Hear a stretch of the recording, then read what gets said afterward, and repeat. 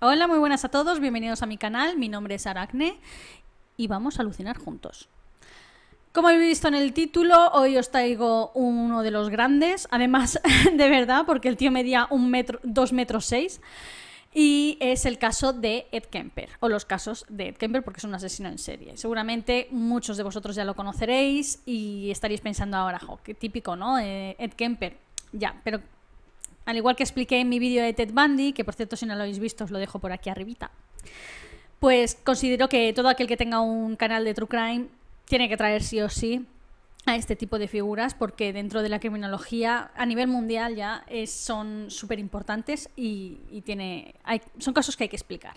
O sea, son casos que tienen que estar ahí sí o sí. Ed Kemper, en mi opinión, forma parte del top 5 de asesinos en serie más famosos de todo el mundo, entre los que estarían Ted Bundy, yo creo que también estarían John Wayne Gacy, Jeffrey Dahmer, BTK y Ed Kemper. Esa es mi opinión. Si alguno quiere aportar alguno más, bueno, vale. Jack el Destripador, sí, obviamente. Pero bueno, Ed Kemper para mí formaría parte de uno de esos top 5 o top 6, depende. Y quiero decir que a nivel personal, su caso me parece de lo más interesante, junto con BTK y bueno, Jeffrey Dahmer, porque es súper particular.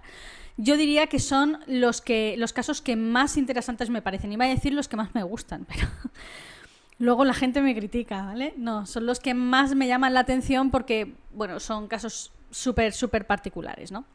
Y bueno, no me enrollo más, voy a ir con el vídeo para explicar el caso de Ed Kemper, desde su infancia hasta su detención y bueno, luego en la cárcel que también hizo más cositas y demás. Pero antes debo recordaros que os suscribáis si no estáis suscritos, que le deis a me gusta si os gusta este tipo de contenido, que apoyéis el vídeo compartiéndolo, por favor, que me dejéis aquí abajo algún comentario si conocíais este asesino. Yo creo que muchos de vosotros seguramente lo conoceréis. Y si después de ver el vídeo tenéis alguna información extra, me encantará, de verdad, leer la información extra que podáis aportar y demás, porque siempre me gusta ir aprendiendo más y más sobre este tipo de figuras. Y bueno, ahora sí que sí, vamos con el vídeo.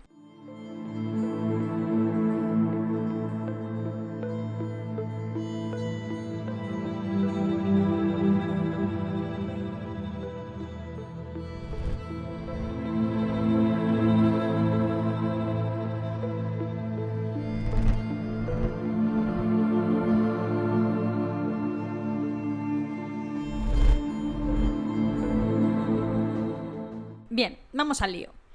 Ed Kemper nació un 18 de diciembre de 1948. Su nombre completo es Edmund Emil Kemper III. Sí, esto siempre me ha fascinado un poco, que le pongan a sus hijos numeritos como si de un monarca se tratara, ¿no? Pero bueno. Nació en Burbank, California, y era hijo de Edmund Emil Kemper II y de Clarnell States. Tengo que mencionar que Ed Kemper pesó 5,9 kilos al nacer, o sea, 6 kilos de bebé. Podemos pararnos a pensar un momento en lo que supone parir un bebé de 6 kilos. Las que seáis madres, yo no lo soy, pero seguramente ahora mismo estaréis diciendo, madre del amor hermoso.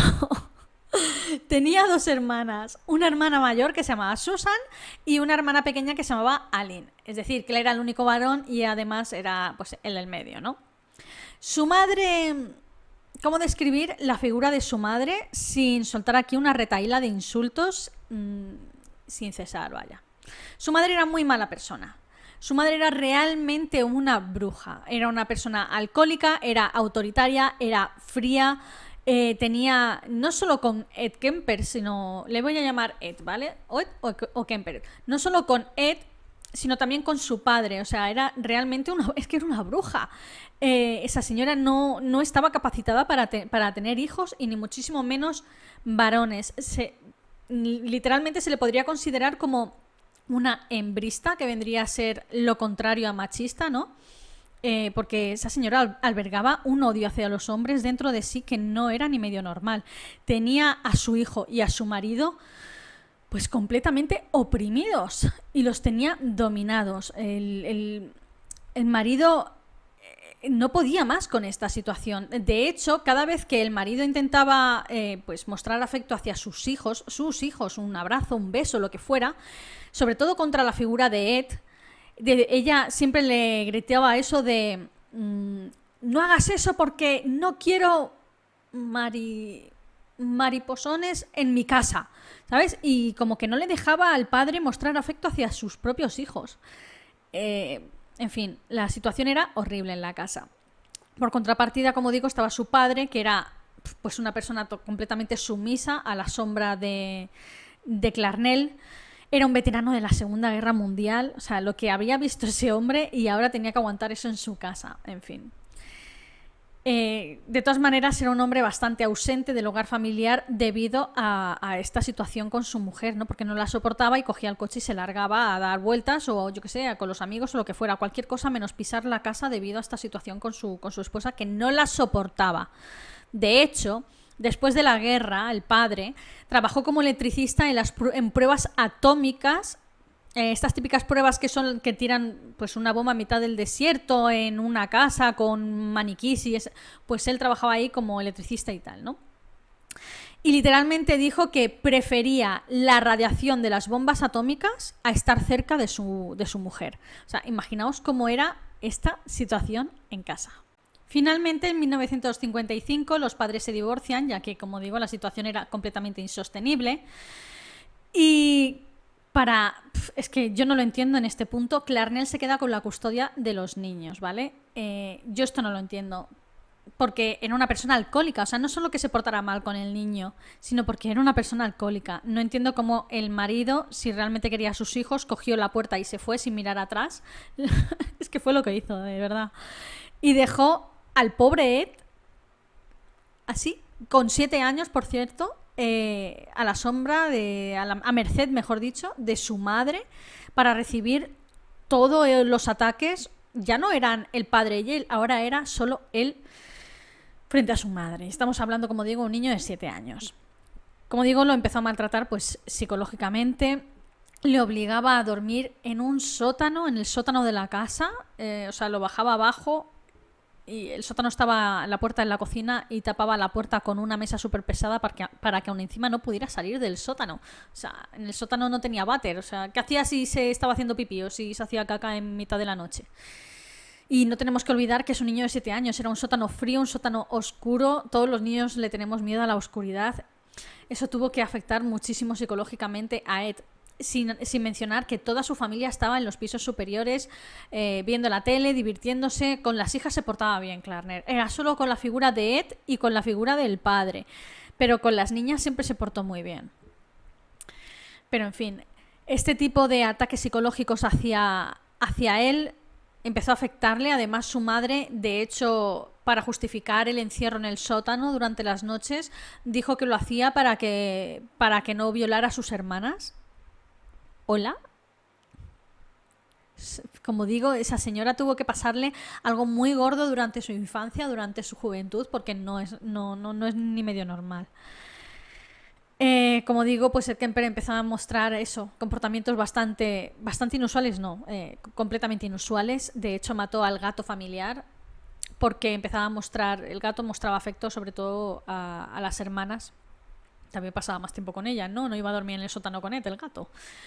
Y mató al gato, pero es que no solo eso, sino que aún encima lo mutiló y lo escondió en el armario de la hermana pequeña, porque era sobre todo a la que más afecto tenía, ¿no? Y él estaba como celoso de ese afecto. Lo encontró la madre.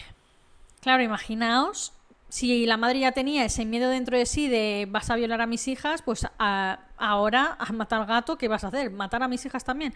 En fin. No me quiero imaginar lo que le pasó. De hecho, lo encontró al gato porque empezó a sentir olor, o sea que llevaba varios días en ese armario.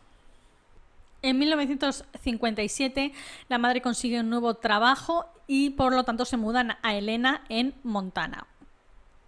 Ed, su comportamiento sigue empeorando y coge las muñecas de sus hermanas, las típicas Barbies o lo que sean. Bueno, en el 57 no sé si existía un Barbie. Bueno, las muñecas de sus hermanas, nenucos o lo que fuera, y empezó a cortarles lo que son las manos y los pies, las cabezas, en fin, se las cortaba a trocitos. Esto, para los que conozcáis el caso, ya se empieza a ver un poco que apuntaba maneras el amigo, ¿no? Además, mató al segundo gato de la familia, consiguieron otro gato y aún encima lo volvió a matar, ¿no? Y también sumando a este tipo de rarezas, jugaba un juego muy muy raro con sus hermanas y era un juego llamado La Cámara de Gas. Y básicamente era él encerrado en una habitación como si le estuvieran ejecutando en la cámara de gas.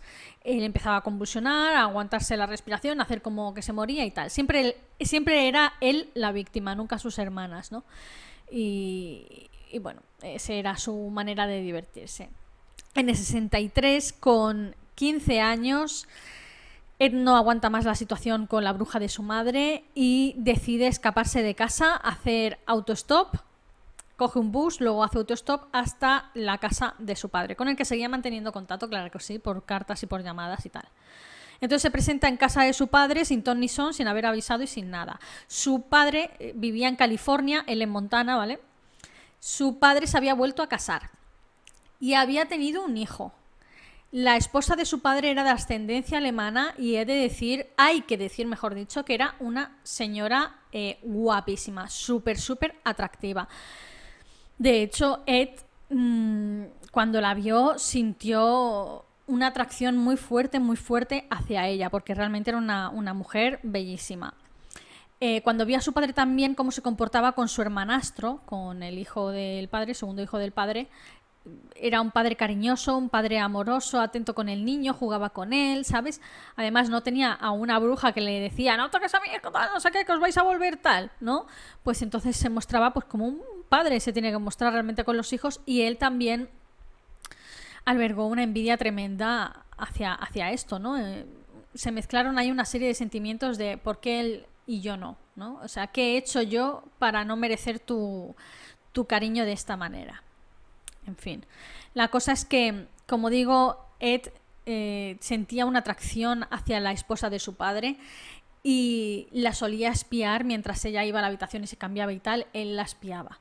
Y en una de estas la señora le pilló espiándolo y se lo comentó a su marido. Dijo, mira, el creepy de tu hijo de 15 años me espía mientras me cambio. Hay que mencionar que Ed sí tenía 15 años, pero es que medía 1,96 m, o sea, era casi 2 metros de tío. Podría tener 15 años, pero 2 metros de postrenco asusta a cualquiera, independientemente de la edad que tenga. Y es normal que la señora pues le diera un susto de muerte. La cosa es que el padre decidió pues básicamente sacar a su hijo del hogar familiar, de su casa, y le dijo que iban a pasar las navidades en casa de los abuelos paternos, claro. Entonces se fueron allí, pasaron las navidades en familia, todos jiji jaja, y cuando llegó la hora de volver, pues se fueron sin el bueno de Ed. Además, que no lo avisaron, yo creo que hicieron las maletas por la noche, por la mañana salieron tempranísimo y lo dejaron allí, en plan, cuando se levantó él para desayunar, dijo, tu padre se ha ido. Y lo dejaron allí, o sea, fue encerrona total. Los abuelos residían en una zona rural, tenían una granja, en una zona rural bastante aislada, con una granja también bastante aislada, ¿no? Y al principio, pues supongo que se lo tomó muy mal el hecho de que su padre lo dejara allí plantado, pero cuanto más pasaba el tiempo, empezó a desarrollar una relación con su abuelo bastante fuerte, se portaba muy bien con el crío, y él le enseñaba un montón de cosas, a pescar, a cazar, le regaló incluso un rifle. Se iba con él a cazar, en fin, se interesaba por el chiquillo y hacían cosas juntas. Y él lo quería de verdad. De hecho, fue la primera figura paterna que tuvo en muchísimo tiempo. Casi no puedo contar con la figura paterna de su padre porque se fue realmente pronto del hogar familiar, cuando él tan solo tenía unos 5 o 6 años, ¿no? Y además no podía por Clarnell, que siempre estaba encima de él. Sin embargo, con su abuelo pues no tenía a su madre cerca y podían desarrollar pues esa relación sana, ¿no?, entre dos familiares tan cercanos. Por contrapartida, es que tuvo muy mala suerte este chaval. Por contrapartida estaba su abuela, que era exactamente igual que su madre. Y eso que no era su madre, la madre de su madre, quiero decir, era la madre de su padre. Sin embargo, era exactamente igual que su madre.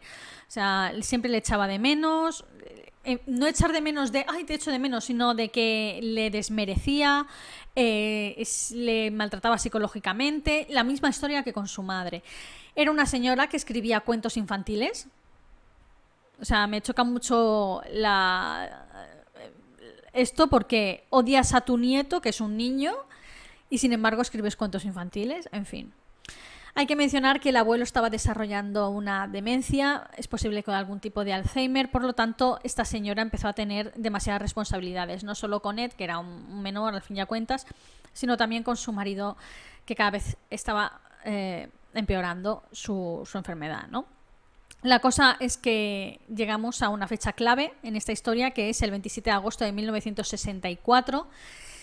¿Y por qué es clave este día? Bueno, el abuelo se encontraba comprando en el pueblo cercano y la abuela estaba tan tranquila escribiendo uno de sus libros en la cocina, ¿no? Ed se dispone a cazar, así que coge el rifle, pero la abuela no le deja coger el rifle porque dice que está harta de que mate a todos los animales, pajaritos y tal, alrededor de su casa, y dice que se esté quietecito y tal. Pero bueno, él la ignora y cuando ella está de espaldas, escribiendo en la cocina, sentada, apunta hacia su cabeza y le dispara. Le dispara 2 veces en la cabeza y una vez más en la espalda. Arrastra el cuerpo a su habitación y lo esconde. ¿Qué pasa? Que mientras está escondiendo el cuerpo de la abuela, escucha el coche del abuelo como viene a través de la granja desde lejos y básicamente lo espera en la entrada con el rifle en las manos. Cuando el abuelo sale del coche, sin mediar palabra, le dispara un tiro en la cabeza. A este punto, los expertos que han analizado la figura de Ed Kemper, los que han hablado con él y todo, como Ressler y Douglas, determinaron que seguramente mató a su abuelo por la vergüenza de tener que enfrentarse a él, en plan, he matado a la abuela, ¿sabes? Y por no ver la decepción en los ojos del abuelo, ¿no? Porque en realidad era la única persona que quería a ese chaval en esos momentos. Y por no ver esa decepción en los ojos de una persona a la que admiraba y a la que quería, pues decidió matarlo. ¿Qué hizo tras matar al abuelo? Oh, sorpresa, llamó a su madre. Llamó a su propia madre, a esa madre que odiaba, y le dijo: mamá, creo que la he cagado, he matado a los abuelos. Y la madre le daría lo que yo considero que es el mejor consejo posible de toda su vida, vaya. El único buen consejo que le daría en toda la vida. Y fue: llama a la policía, tienes que llamar a la policía y tienes que entregarte. Y eso hizo. Llamó a la policía y la policía vino y le preguntaron: ¿por qué has matado a tus abuelos? Y dijo: bueno, yo primero maté a mi abuela y lo hice para ver qué se sentía al matarla. ¿Cómo os quedáis?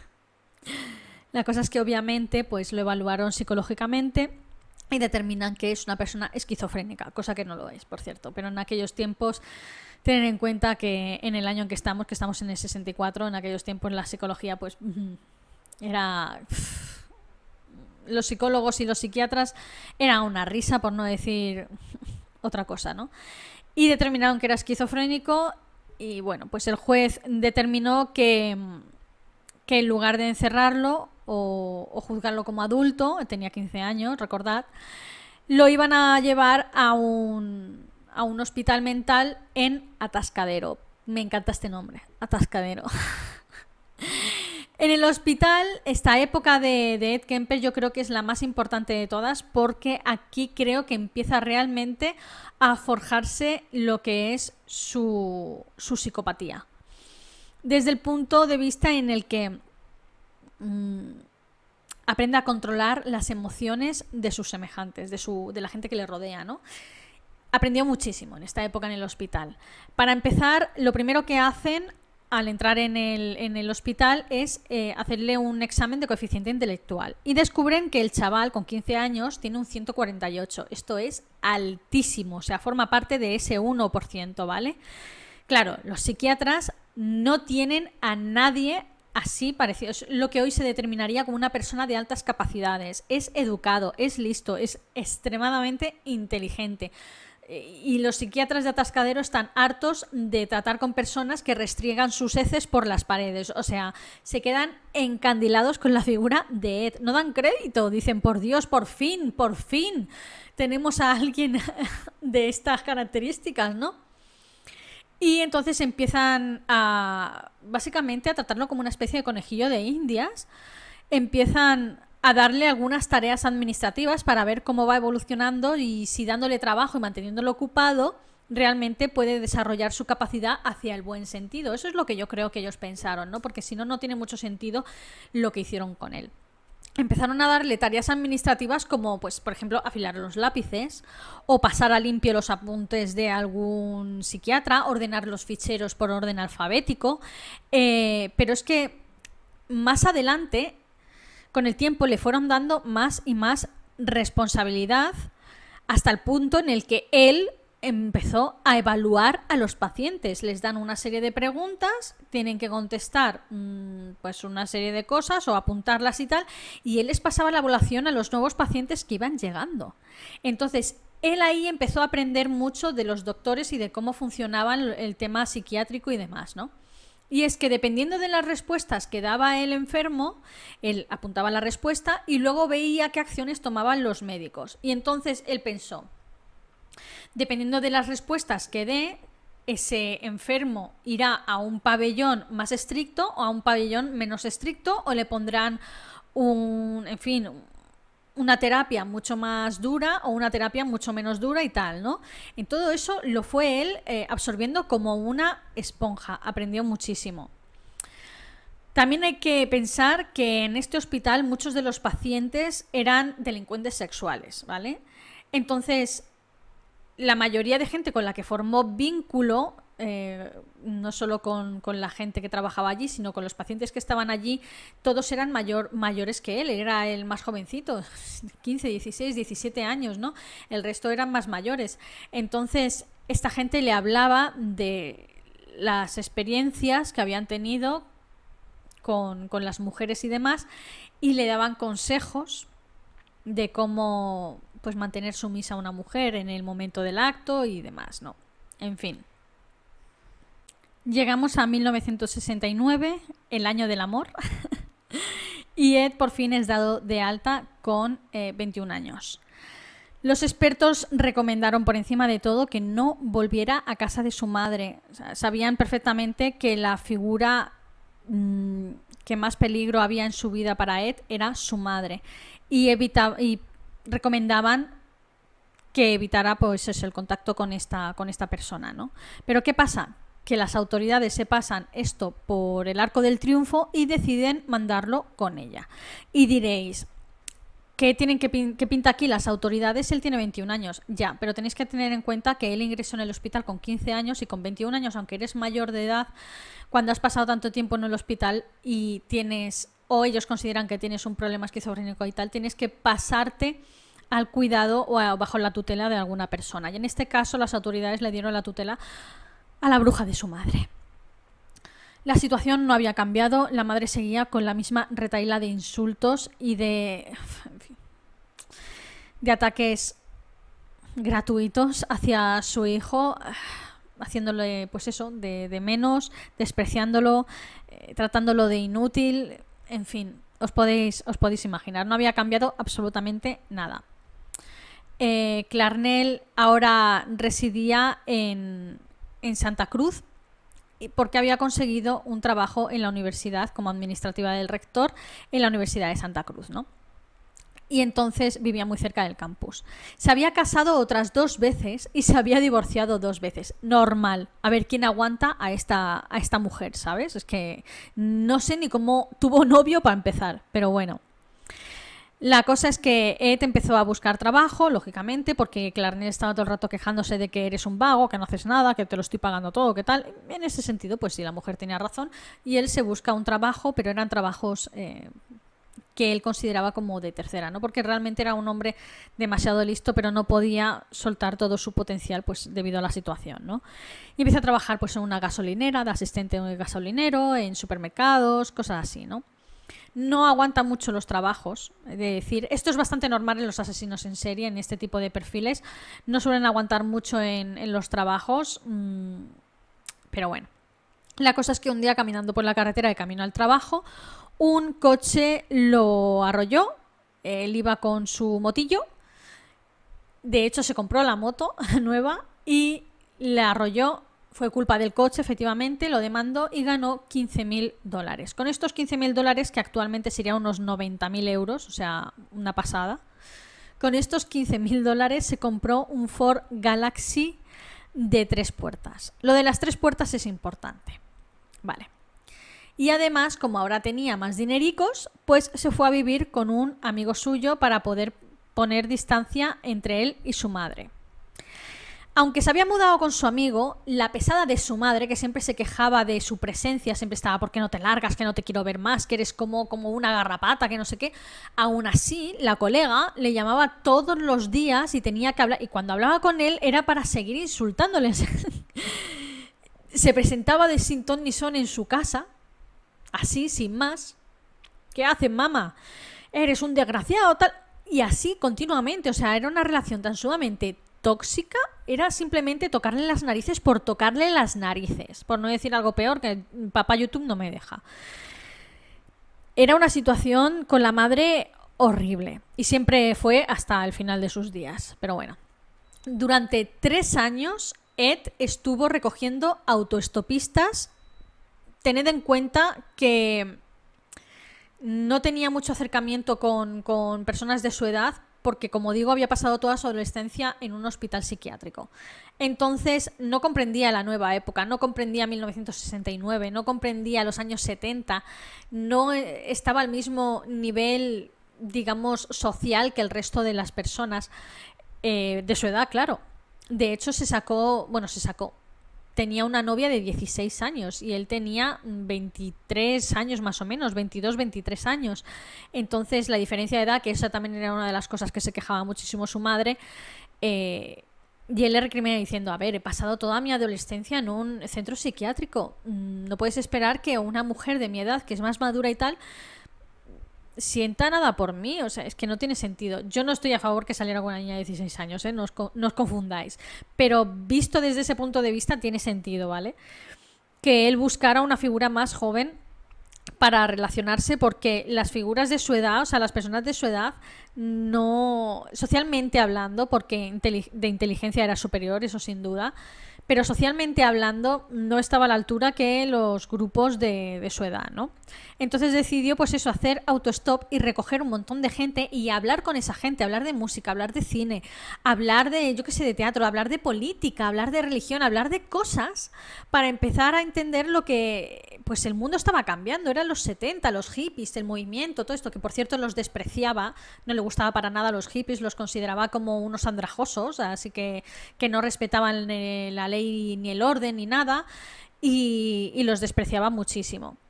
Entonces, se sabe que en este periodo pudo llegar a recoger a unas 600 personas o así. O sea, en plan, salgo a dar vueltas con el coche a recoger personas y a llevarlas a donde ellos me digan, como un taxi pero sin cobrar, ¿no? Y durante todo este tiempo, luego empezó a recoger personas mientras tenía un arma debajo del asiento del conductor. Y así con todo esto llegamos al 7 de mayo de 1972, una fecha súper clave dentro de la biografía de Ed Kemper, y es que tras 3 años de recoger gente sin parar, de recoger gente autoestopista sin parar y demás, tras una pelea por teléfono con la bruja de su madre, pues decide ir a dar una vuelta, a desquitarse con el coche, es algo que yo también suelo hacer cuando estoy muy estresada, y a recoger algún autoestopista, pero esa noche recogió a 2 chicas, a Marianne Pesque y a Anita Luchesa, ambas de 18 años, ambas universitarias. Y como he mencionado antes, llevaba siempre pues un revólver debajo de su asiento, ¿no? No sé si por protección o porque ya tenía esas ideas de que algún día iba a atacar a alguien. La cuestión es que no las llevó hacia donde ellas pedían, en contrario las llevó a una zona recóndita, a una zona apartada. De hecho, ellas se asustaron muchísimo, estaban llorando en el asiento trasero. Recordar que el coche es un 3 puertas, es decir, que tienes que echar el asiento para adelante para poder salir del coche. Echar el asiento para adelante y abrir la puerta, ojo. Él, recordar que mide ahora 2,6 metros, o sea, es un bicho gigante contra dos colegialas, contra dos universitarias de 18 añitos, ¿no? Y bueno, básicamente las lleva a una zona recóndita y conduce a Anita, o la saca por la fuerza y la lleva, mientras la otra está encerrada dentro del coche, y la lleva al maletero. Cuando abre el maletero, sin querer, le roza el pecho con la mano, sin querer, el codo o el pecho con la mano a Anita, ¿no? Que estaba ahí de pie esperando a que la metieran en el maletero, sin poder hacer nada. Y cuando le roza sin querer el pecho, se sonroja como un chiquillo de 5 años y le dice: ay, perdóname, no quería, ha sido sin querer, perdóname, de verdad. Y ella le tuvo que decir: no pasa nada, tranquilo, está todo bien. Bueno, después de esto la metió dentro del maletero, cerró la puerta y fue a por Merian, que la sacó del coche, se la llevó más apartada, intentó asfixiarla con una bolsa, pero Merian mordió la bolsa, consiguió respirar y entonces ahí es cuando pues decidió apuñalarla hasta la muerte. La amiga, Anita, escuchaba los gritos desde el maletero. Y cuando él volvió al maletero y abrió la puerta del maletero, Ed estaba completamente ensangrentado. Entonces ella le dijo: ¿le has hecho daño a mi amiga? ¿Qué le has hecho a mi amiga? Y él solamente le dijo: no le he pegado. Yo no pego a las mujeres. Y ahí es cuando mató a Anita, le cortó el cuello. Supongo que estuvieron forcejeando porque la luz del piloto trasero de su coche lo rompió a Anita de alguna patada y él no se dio cuenta. De hecho, simplemente cogió el coche y se fue, y a mitad de camino se cambió porque se ve que llevaba alguna camisa de repuesto, y con la luz rota pues le dio el alto a la policía. El cuerpo de Merian también lo metió en el maletero, es decir, que lleva 2 chicas en el maletero en el momento en el que la policía le dio el alto por el piloto roto. Vale. Un calmado Ed Kemper, que como digo acababa de asesinar a 2 muchachas y las llevaba en el maletero, consiguió que un policía que le dio el alto con intenciones de multarle consiguió salirse de rositas y aún encima que no le pusiera la multa. Con todo esto, conduce el coche hacia su nuevo apartamento donde vive con su colega. Sabía que su colega estaría trabajando. Aparca en el garaje, saca los cuerpos, mantiene relaciones con ellos, necrofilia. Después los mutila, les corta la cabeza y practica la inhumación. No estoy segura si puedo explicar esa palabra en YouTube, ¿vale? Pero digamos que mantiene relaciones con las cabezas. Finalmente, pues las mutila enteras y se deshace de sus partes por zonas boscosas. Las esparce por varias zonas boscosas. En julio de 1972, la policía descubre el cráneo de Merian en la montaña, pero no pueden identificarla y además hay demasiadas personas desaparecidas como para poder cotejarla con cualquiera de ellas, así que aún pasaría bastante tiempo hasta que pudieran darle una identidad a ese cráneo, ¿no? Así llegamos al 14 de septiembre de 1972. Pues Ed Kemper ha salido especialmente ya a cazar, ¿no? Y ve en una parada de bus a una chavala de 15 años, una niña de 15 años llamada Aiko Koo, es asiática, además es bailarina. Y entonces para con su coche y ella llegaba tarde a su estudio de baile, a las prácticas del estudio de baile, se estaba poniendo nerviosa porque no llegaba el autobús y entonces él decide acercarla, o dice que la va a acercar, y ella pues se sube.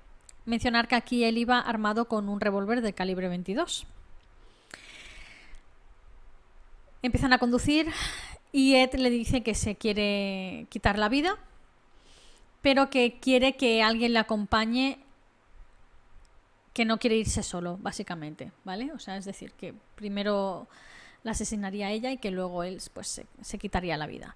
Entonces estuvieron 2 horas y media dentro del coche, Aiko intentándole convencer de que por favor que no hiciera eso, que la vida es muy valiosa, que él vale mucho, que seguro que es una excelente persona, que seguro que tiene alguien que le quiere, que la cosa no está mal. Así durante 2 horas y pico, una niña de 15 años, no solo intentando luchar por su vida, sino también para intentar salvar la vida de él, que tenía esas ideas tan tal, ¿no? La cosa es que los dos lloraron y todo, o sea, se formó ahí una especie de simbiosis súper chula, ¿no? Súper bonita, o eso parecía, ¿no? Al final le dijo que no iba, que no pretendía hacerlo, que ya no se le habían quitado las ganas, ¿no? Que la había conseguido convencer y aún así le engañó y entonces como que cambió un poco la conversación, no sé muy bien cómo sería, pero ella en ese momento sabía que iba a morir. Entonces él salió del coche y para ir al maletero para prepararlo todo y dejó dentro las llaves del coche, que estaban puestas por cierto, y su revólver debajo del asiento. No le había dicho nada del revólver a la chavala. Entonces enseguida que cerró el coche se dio cuenta de que no podía volver a entrar, no podías abrir por el exterior, ¿no? Ella había puesto los seguros, de hecho. Y entonces él estuvo un buen rato intentándola convencer, en plan, Aiko, abre, que tengo que entrar al coche, que tal, que si no, no nos vamos de aquí, no sé qué, no sé cuánto, tal. Y la convenció desde fuera para que abriera el coche. O sea, ¿qué le diría a este hombre para que veáis pues la manera que tiene de convencer a la gente, ¿no? El arte que tiene para convencer a la gente para que hicieran ciertas cosas, ¿no? Y esta chavala que estaba segura de que su vida corría peligro, le abrió la puerta a su asesino y enseguida de abrirle la puerta, pues la estranguló con su propia bufanda. Después de esto, se la llevó a su casa, le hizo varias fotografías, la colocó en posturas así bastante sexuales, la desnudó y tal. Le hizo varias fotografías, luego practicó también la necrofilia como con las otras, hizo básicamente lo mismo que las otras, también le cortó la cabecita. Súper curioso porque seguía teniendo las sesiones obligatorias de ir a terapia y demás, y al día siguiente tenía lo que era la última sesión con un tribunal de psiquiatría, que era el que le iba a determinar si le daban ya la libertad definitiva, bueno, la libertad como el alta definitivo, o si por otro lado seguía teniendo que ir a las terapias y demás. Fue hasta terapia y el tribunal determinó que ya podía ser dado de alta, que estaba completamente, pues eso, integrado en la sociedad, que no tenía ningún problema mental ni nada por el estilo, ¿no? Y le dieron el alta. Mientras estaba en esta reunión, en el coche que estaba en el aparcamiento del edificio estaba la cabeza de Aiko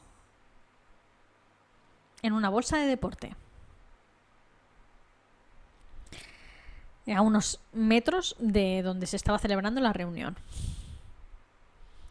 Posteriormente, cuando le entrevistaron, cuando Robert Ressler, el agente especial de la unidad del comportamiento del FBI, le entrevistó en la cárcel, que esto es Mindhunter, eso va Mindhunter, él dijo que el asesinato de Aiko fue el asesinato que más se arrepentía de haberlo hecho, porque realmente fue una chica súper dulce que se comportó muy bien con él y luego se arrepintió por haberlo hecho. Pero al mismo tiempo, pues, le hizo de todo con su cadáver, en fin. Sí, la mato, pero no me arrepiento justo después de matarla, sino me arrepiento a lo mejor tiempo después, a lo mejor, ¿no? En fin. Debido a las desapariciones, porque ya iban 3 chicas desaparecidas, la policía recomendó a la población pues, que no hiciera autostop. Era una época en la que se hacía mucho autostop y además no solo estaba Ed Kemper matando, había varias personas, asesinos en serie matando en esa época. O sea, era una época de mucho esplendor. Los años 70 y los años 80, especialmente los 80, fueron la época que más hubo, ¿no? Después del asesinato de Aiko, además, tiene que volver a casa de su madre porque, como no puede mantener ningún empleo, pues se ha quedado sin dinero. Se ha fundido todo el dinero de la indemnización del que le atropelló y tal, ¿no? O sea, seguramente en gasolina, porque como no paraba de hacer autostop, pues en fin. La relación, como digo, es cada vez más y más insoportable. Su madre le echa en cara de que hace más de 7 años que no mantiene relaciones sexuales con otros hombres y es una de ellas. Señora, que ha vivido sola, ¿qué me está contando? O sea, en fin, las cabezas. Llegamos al 8 de enero de 1973 y esta víctima, llamada Cindy Scholl, tenía 18 años, iba a la Universidad de Santa Cruz, la misma universidad donde trabajaba su madre. En sus ratos libres trabajaba como canguro, de esta sí que tenemos más información. Curiosamente, una de esas familias para las que trabajaba pues era una familia de un policía. Este caso por eso lo conocemos más en profundidad, por la relación con la policía y demás. La recogió haciendo autostop cuando se dirigía a su universidad y enseguida la apuntó con el revólver 22, pero mantuvo la calma. ¿Por qué? Porque aprendió de la interacción con Aiko de que si las calmaba, les hablaba calmado y pausado y tal, ellas también se calmaban y no empezaban a gritar y a moverse y a agitar el coche y demás, ¿no? Entonces, después de esto, condujo a un área apartada y sin mediar palabra directamente le disparó a la cabeza matándola en el acto. La metió en el maletero y la llevó a casa de su madre mientras ésta dormía. La guardó en el armario de su habitación. Como si tuvieras algo, no sé, en plan, ay, mira, aquí me encontró un gatito, voy a llevarlo al armario. No. Como un niño. A la mañana siguiente, cuando Clarnell se fue al trabajo, sacó a Cindy Scholl del armario, mantuvo pues relaciones con ella, con su cuerpo, claro.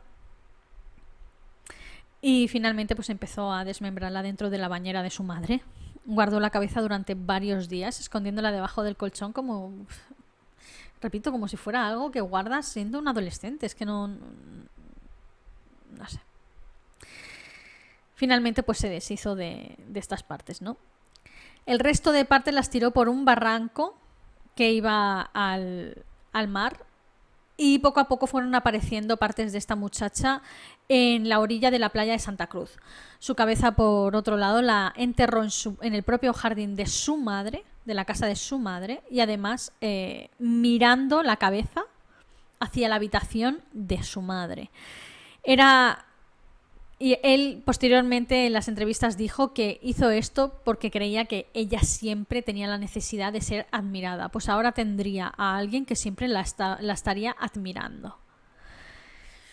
Tras la muerte de Cindy, Aline, la hermana pequeña de Kemper, fue a casa de su madre porque estas desapariciones habían salido en las noticias.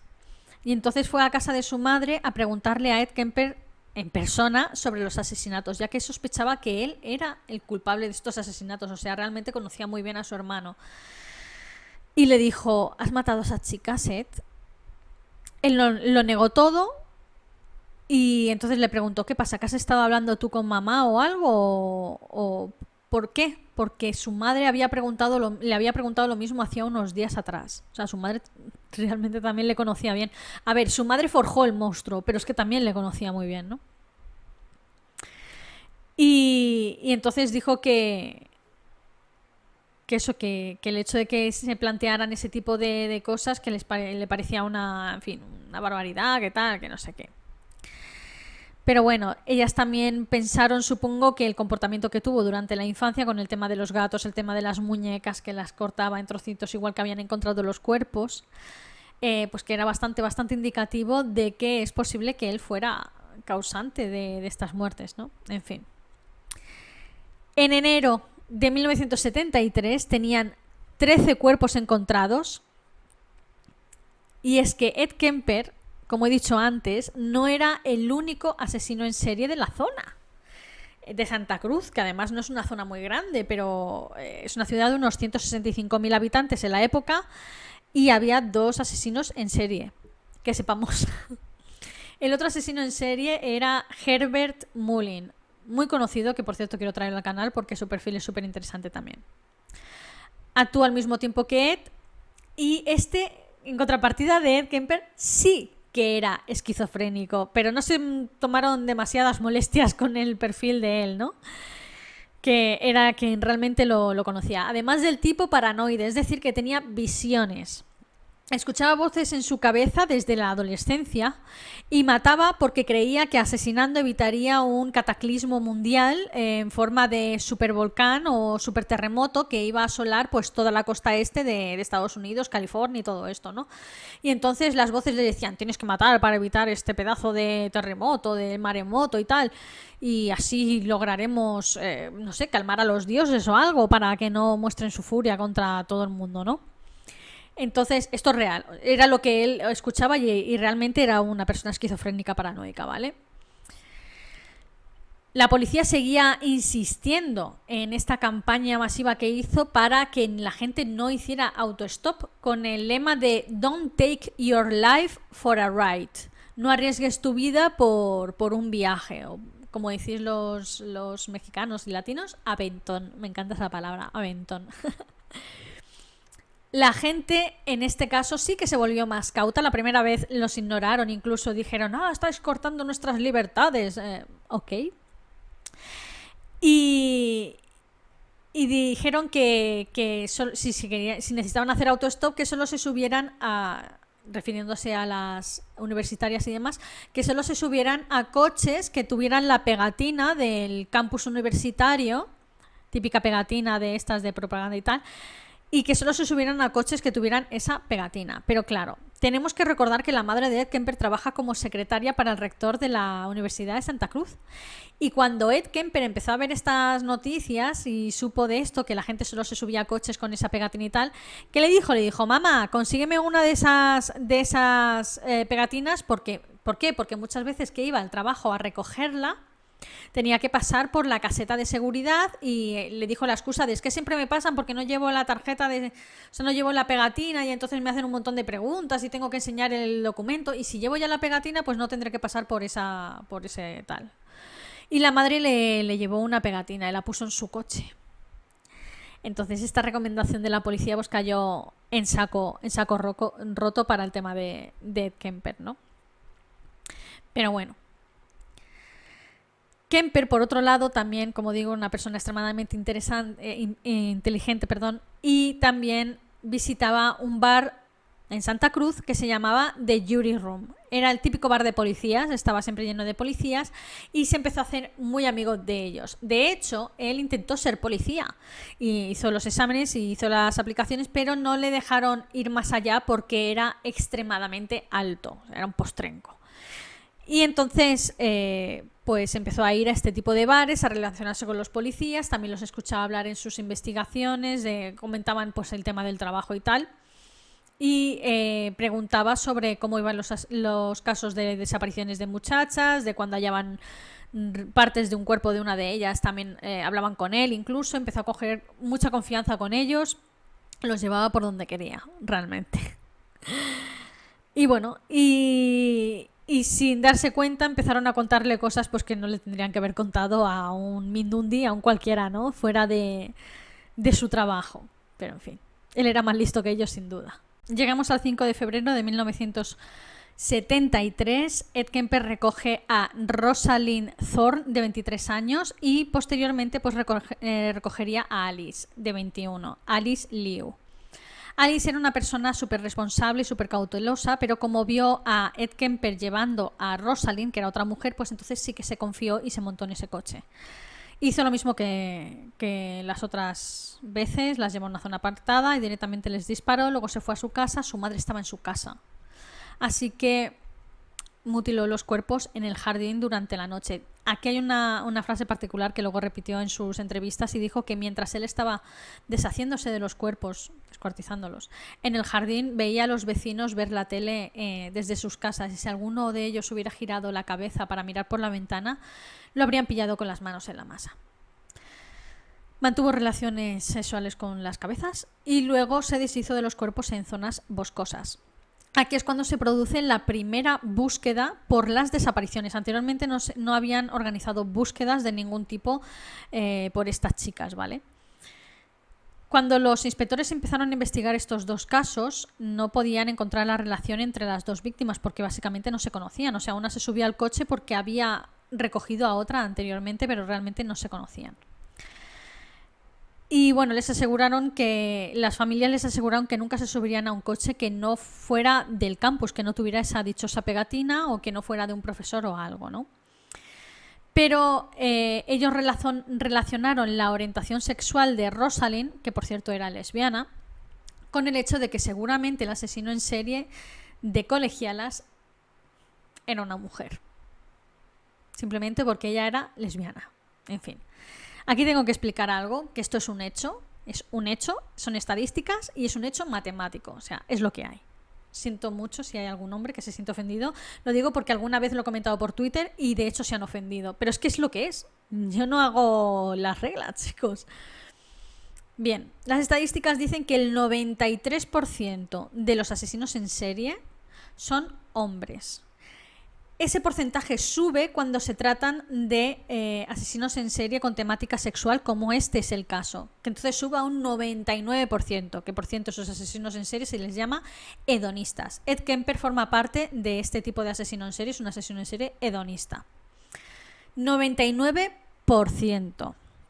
Es decir, que las asesinas en serie hedonistas son el 1%, pero es que además siempre actúan con otro hombre que las acompaña, como es el caso, por ejemplo, de Karla Homolka con Paul Bernardo, que son el Ken y Barbie asesinos de Canadá, con Rosemary West, que actuaba con su marido Fred West en Inglaterra. O sea, son mujeres que siempre actúan con otro hombre y que normalmente tienen un perfil más sumiso. Ellas son las que forman parte del ese 1%.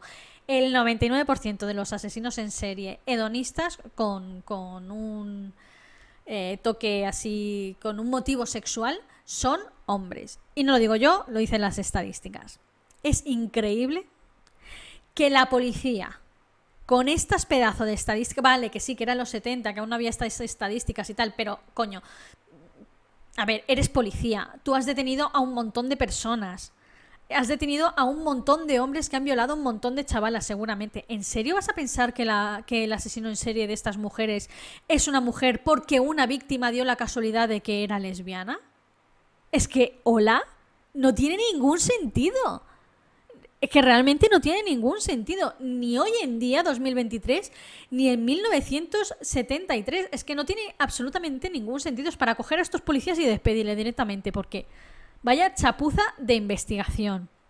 En fin, llegamos al 13 de febrero. Esta fecha tenía que señalarla porque capturan al otro asesino en serie que actuaba en Santa Cruz, que es Herbert Mullin. Y creen que también es el asesino en serie de colegialas. El método de modus operandi de Herbert Mullin es una auténtica locura. Y además no tiene ni pies ni cabeza, porque como era esquizofrénico, tan pronto mataba a un hombre de 70 años como mataba a un bebé de 4 años. O sea, no tiene ningún sentido. Y entonces, claro, la policía no se imagina que haya otro asesino en activo en la misma zona. Es que no, es realmente extraño, ¿no? Finalmente a Mullin le atribuyeron 13 asesinatos. Y como digo, entre los cuales había un niño de 4 años y una niña de 9. Nos trasladamos a abril de 1973. Kemper compró una Magnum del calibre 44. Por si no lo sabéis, es un pedazo de pistolón enorme. Es el arma que llevaba Clint Eastwood en Harry el Sucio. Que ya lo mencioné en otro libro, me encanta esa película.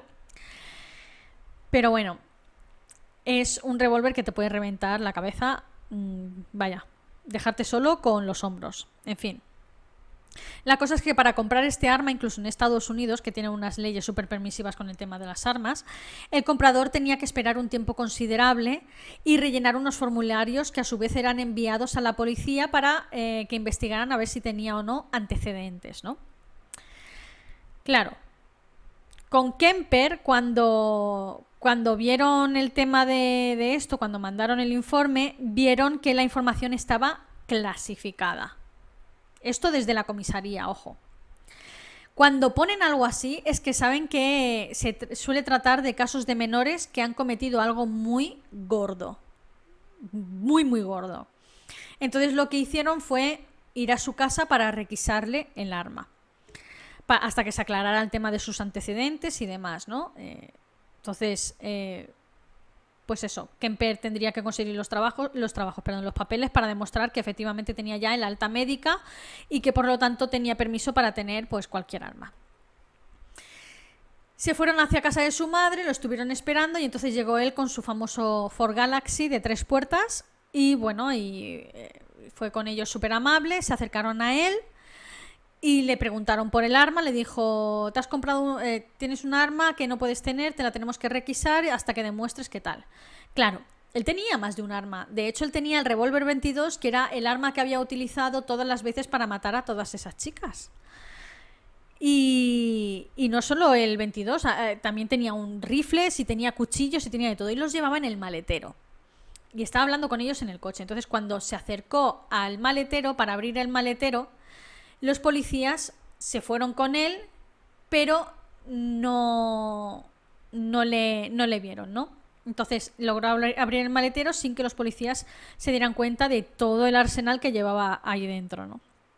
Y les entregó el Magnum sin problemas. Más adelante en las entrevistas dijo que estaba completamente preparado por si se acercaban más para liarse a tiros con ellos. O sea, iba a por todas en ese momento, ¿no? Después de esto volvió a la carretera, empezó a comerse la cabeza en plan, estoy cansado de todo esto, ya no quiero asesinar más chicas inocentes, todo el problema es con mi madre, me quiero poner a prueba a ver si realmente el problema es con mi madre o es que soy un asesino que no puede controlar sus impulsos en contra de jovencitas y demás, ¿no? Entonces recogió a 2 estudiantas también muy jovencitas y les recordaba a sus 2 primeras víctimas porque dijo que eran clavadas, o sea, eran igualitas. Y además las recogió en el mismo sitio. La situación es que era como una visión de sus primeros 2 asesinatos, ¿no? Y además se dirigían al mismo lugar, es que fue todo el destino.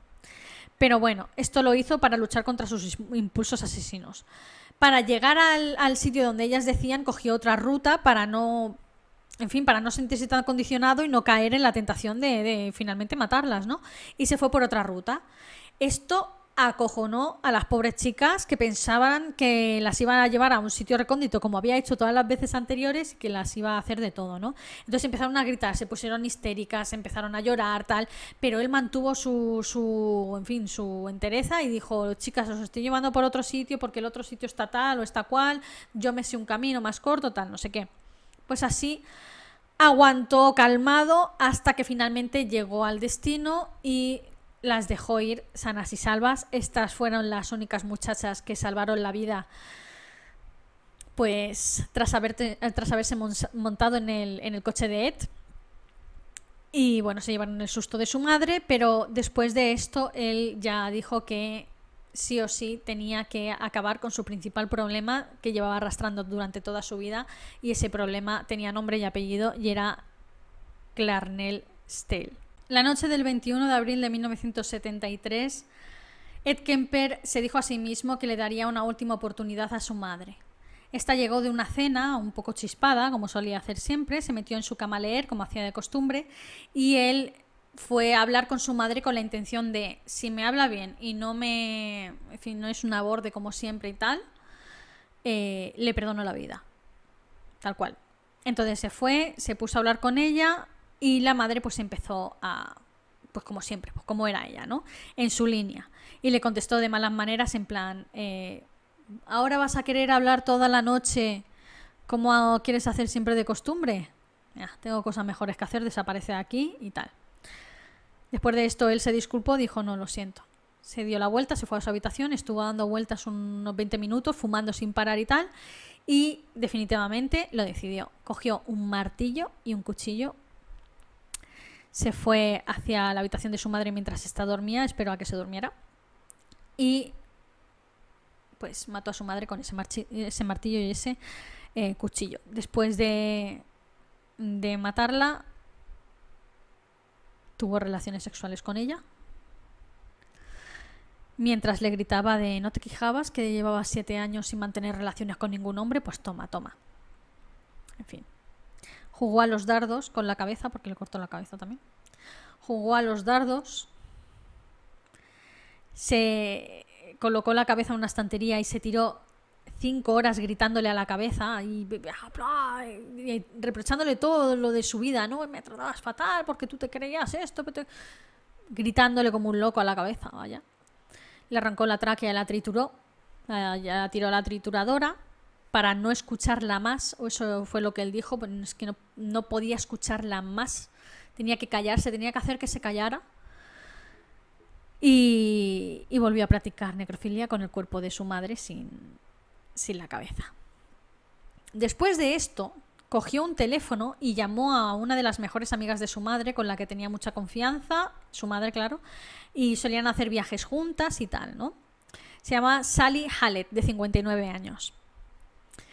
Entonces, él la llamó y la invitó a cenar, pero no como él diciendo, ven, que mi madre te quiere invitar a cenar y tal. Vale. La cosa es que él quería hacer como una especie de coartada en la que ellas dos juntas se habían ido de viaje o de fin de semana para darle tiempo a él de escapar o tal, ¿no? Entonces, pues esta mujer llegó a casa, tocó el timbre y nada más cruzar por la puerta, pues mató a la mujer, la cogió del cuello, la levantó literalmente y se la cargó en un momento, sin decir ni pío, ¿no? Entonces puso a las mujeres en 2 armarios diferentes, de 2 habitaciones diferentes, y dejó una nota en el suelo ensangrentado, en un charco de sangre, donde confesaba los crímenes, se daba a sí mismo la autoría y se disculpaba por el desorden de la casa. Después de esto cogió el coche y se largó. Condujo durante 28 horas sin parar. Condujo hasta un pueblo en Colorado. Hasta Pueblo, en Colorado. El pueblo se llama Pueblo, en Colorado, ¿vale? Y bueno, y estuvo bebiendo y escuchando la radio para ver si mencionaban algo sobre los asesinatos de su madre y de su amiga, y no mencionaban nada. Y ya llega un punto en el que no pudo más, llegó a una gasolinera, había una cabina y llamó desde la cabina a una comisaría en Santa Cruz. Eran las 4 de la mañana y además era día festivo, es decir, que solo había un hombre atendiendo las llamadas. Entonces, el policía que cogió el teléfono seguramente estaba cansado y estaba harto de tener que tragarse el turno en un día festivo, y básicamente Kemper pues le contó todo, pero el policía no le creyó y le colgó en sus narices. O sea, dijo, sí, tío, venga, a molestar a tu madre, y le colgó. Y entonces Kemper como súper ofendido, ¿no? Pero, ¿por cómo me dice esto? Y entonces volvió a marcar el teléfono, volvió a llamar y le dijo que por favor le pusieran con el oficial Mickey Alufi, que por cierto era uno de los oficiales que le había requisado el Magnum 44 y que estaba además al frente de la investigación de las colegialas. Y bueno, finalmente el teleoperador le hizo caso, el policía que atendió la llamada le hizo caso, avisó a este hombre, fueron a la casa de Ed Kemper, él no estaba, lógicamente, tuvieron que romper una ventana para acceder a la casa y bueno, esa madrugada los vecinos empezaban a comentar que había un fuerte olor que venía desde dentro de la casa. La policía, desde que rompió la ventana, ya se dieron cuenta, esto huele a muerto. Así que no hay lugar a dudas, el que hizo la llamada pues definitivamente no miente. Encontraron el cuerpo de Clarnell en su armario, pero se llevaron una sorpresa cuando encontraron el de Sally en otro armario. O sea, se esperaban solo un cuerpo, no 2. Pero en fin. Tras esto cogieron un avión hasta Colorado para ir a buscar a Kemper, que se encontraba detenido en la comisaría de Pueblo. Es decir, que después de esta llamada él mismo fue a la comisaría de Pueblo y se detuvo. O sea, se entregó, no se detuvo él en plan... y volvieron con él todo el viaje de vuelta.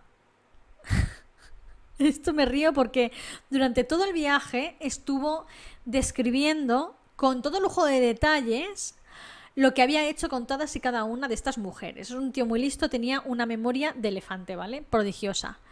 Llegó un punto en el que un oficial se tuvo que girar y decirle: cállate de una vez, es que no puedo escucharte más. No puedo escuchar más inhumaciones y más necrofilia, o sea, cállate. O sea, ¿hasta qué punto, macho? Llega el juicio.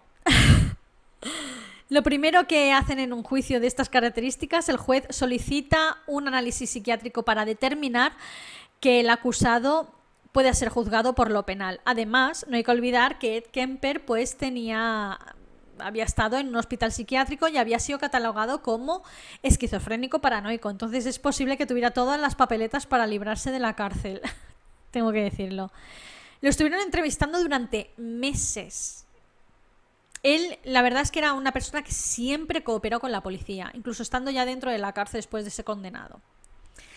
En una de las sesiones incluso le pidieron si le podían dar pentotal sódico, que es el suero de la verdad básicamente, y cuando llegó a la parte de explicar el crimen de Aiko Koo, la niña de 15 años, se puso a llorar. Se puso a llorar porque realmente se arrepentía de ese crimen y dijo que fue el gran error de su vida haber matado a esa niña, porque era una persona que era toda bondad y realmente no se lo merecía, como si las otras se lo merecieran, ¿sabes? Pero bueno, del resto no mostró ningún arrepentimiento en absoluto.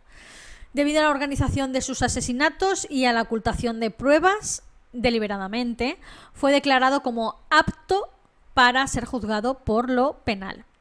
En un principio le dieron la pena de muerte, que fue, por cierto, algo que él mismo solicitó. A mí dadme la pena de muerte porque me la merezco.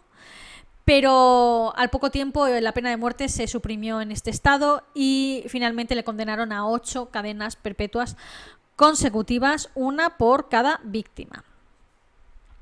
Ed Kemper es una figura que ha compartido prisión con el mismísimo Charles Manson y se odiaban profundamente. No podían estar en la misma sala. De hecho, es que eran dos personas tan antagónicas, tan diferentes la una de la otra. Uno medía 2,6 metros, el otro medía 1,50. Uno era súper inteligente, súper calmado, sosegado, tal. El otro era un manojo de nervios, un chulo, un prepotente, en fin, no tenían nada que ver. Durante su estancia en la cárcel siempre concedió numerosas entrevistas a expertos, psiquiatras, psicólogos y a la famosa unidad del comportamiento del FBI, que entonces era súper novedoso, ¿no? A John Douglas y Robert Ressler. Esto sale en la serie Mindhunter de David Fincher en Netflix. Si no la habéis visto, os la recomiendo, aunque está cancelada y solo tiene 2 temporadas, pero oh my god, qué 2 temporadas. Son una obra de arte, de verdad. Y el actor que le interpreta es una pasada, en serio. Sus entrevistas fueron grabadas y posteriormente fueron de vital importancia para el estudio de este tipo de perfiles de psicópatas. Por si no lo he dicho anteriormente, Ed Kemper era un clásico psicópata. Y bueno, como digo, sus entrevistas realmente fueron muy útiles para el tema de la investigación de los asesinos en serie, de los perfiles, para poder elaborar perfiles psicológicos y demás, ¿no? También empezó a grabar audiolibros, así como lo cuento. O sea, tal cual.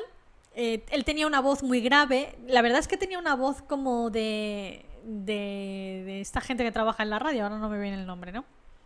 Tenía una voz así como de profesional, en fin, de doblador y demás, ¿no?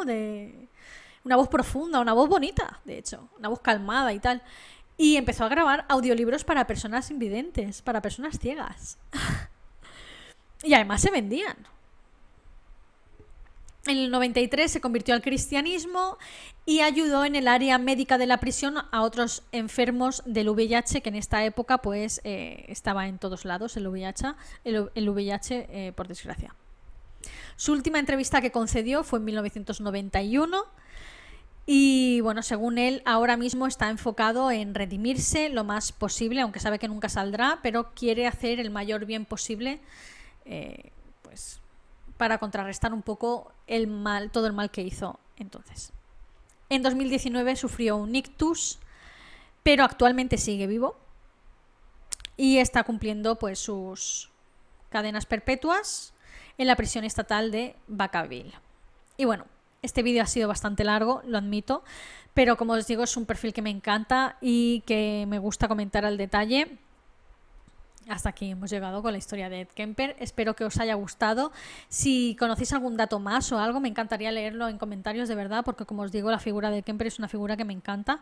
Como he dicho anteriormente, os recomiendo, de verdad os recomiendo que veáis Mindhunter si no la habéis visto. Es una pena que esté cancelada. No la canceló Netflix, la canceló David Fincher porque le salieron otros proyectos y porque dijo que la serie era tan sumamente cara que casi que no le salía a cuenta el hacerla.